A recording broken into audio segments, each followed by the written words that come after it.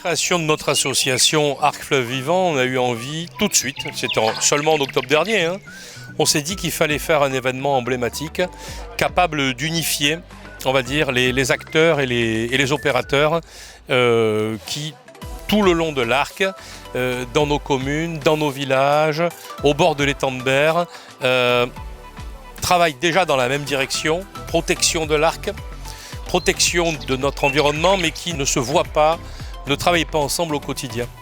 Une fête, c'est fait pour fermenter ça, mais ça, c'est la partie visible.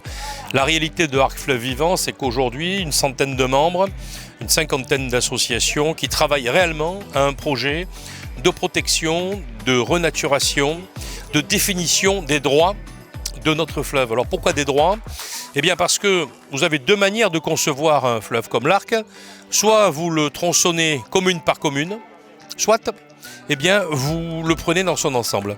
Et c'est vraiment ce que nous proposons avec Arc Fleuve Vivant, c'est d'avoir une conception unique, comme une entité naturelle juridique, puisque c'est notre objectif, de sa source à Pourcieux jusqu'à son arrivée dans l'étang de Berre, à Berre-l'Étang. Une conception unique pour ne pas que d'une commune à l'autre, on ait une vision différente de ce que représente l'Arc en termes de protection, en termes d'organisation, en termes de mise en valeur, mais qu'on ait réellement le souci de réellement protéger ce fleuve parce que ce fleuve est en danger. Il est en danger pour plusieurs raisons. D'abord parce qu'il est pollué. Il apparaît malheureusement en rouge sur la carte du site Rivière de France, qui est vraiment la carte officielle. Et il est en rouge parce qu'il subit des pollutions importantes liées aux activités qui sont dans sa proximité, la proximité de l'autoroute, liées aussi au fait qu'il y a énormément de déchets qui se retrouvent à l'intérieur, notamment de déchets plastiques. Plus grave que ça, il a perdu sa puissance de zone humide, puisque en 30 ans, il a perdu à peu près 50% de son importance de zone humide, ce qui est à peu près le même cas qu'au niveau européen, les autres zones humides. Et donc l'Europe ayant pris une directive de renaturation des espaces naturels, mais aussi des zones humides, la Commission européenne des droits de l'homme ayant décidé que le climat faisait vraiment partie maintenant des droits humains, et également le fait que nos amis corses aient en même temps réussi à avoir le statut d'entité naturelle juridique pour leur fleuve Tavigny à nous, nous a amené, nous aussi, à nous dire ne soyons pas en retard. Que la Provence ne soit pas en retard sur cette question fondamentale de la protection de leur fleuve côtier.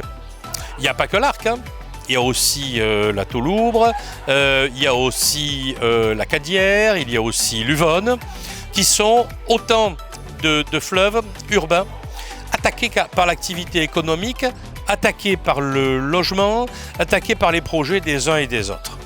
Et ça, aujourd'hui, on attire l'attention de tout un chacun, les entreprises, la population, les associations, les élus, bien sûr, et puis les administrations, en leur disant « mais comment voulez-vous que notre territoire puisse affronter le changement climatique tel qu'il est en train de se passer dans notre région si on ne développe pas de réelles politiques publiques en faveur notamment de l'Arc, mais aussi de tous les fleuves et de toutes les rivières de notre département et de notre région, qui nous garantissent d'avoir moins d'accroissement de chaleur par leur présence, qui nous garantissent la biodiversité, qui nous garantissent le développement d'une agriculture raisonnée, la présence des pollinisateurs, et puis nos paysages quand même.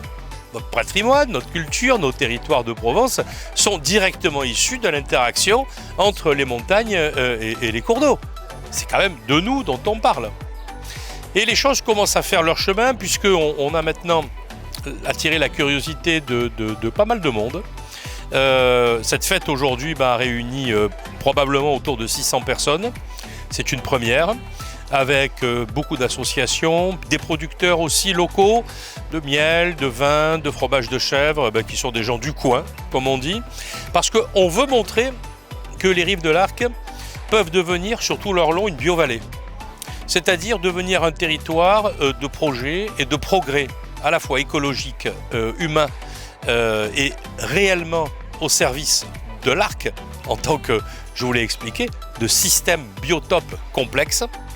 Et cette preuve, on commence à la faire de plus en plus. Alors on se rapproche des entreprises dans le cadre de la régénération nécessaire pour réaccroître la puissance en termes de zone humide de ce que représente l'Arc. Et puis on veut aussi dire aux gens en permanence venez découvrir l'Arc. Pourquoi? Parce que l'Arc est un fleuve relativement peu connu. Les gens pensent que c'est une rivière déjà, mais bon, à la limite, peu importe. Parce que c'est quelquefois un petit cours d'eau, mais quand il pleut beaucoup, ça devient un gros cours d'eau. Et quand il pleut vraiment beaucoup, vous avez des crues. Et vous avez des inondations très graves, comme il y a une quinzaine d'années à Aix-en-Provence et dans toute la vallée de l'Arc. Ce fleuve aujourd'hui peu connu, il est victime de cette entropie, de cette pression sociale en termes de développement. Il y a beaucoup de projets aujourd'hui qui malheureusement sont pensés dans le cadre de l'évolution des plans locaux d'urbanisme en proximité de l'Arc. Nous les refusons.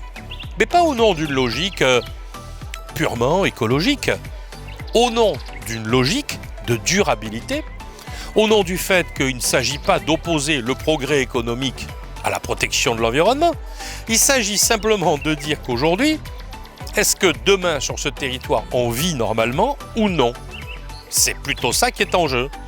On n'a rien contre le développement économique, on n'a strictement rien contre les divers projets qui peuvent être présentés par les collectivités, mais dès qu'on s'approche de l'Arc, aujourd'hui, notre association Arc Fleuve Vivant a choisi la voie de lanceurs d'alerte et de clairement dire aux uns et aux autres que, en se rapprochant trop de l'Arc, ils mettent en danger, ils mettent en péril la vie animale, la vie humaine à long terme sur ce territoire, parce qu'ils touchent à un élément essentiel du cycle de la vie.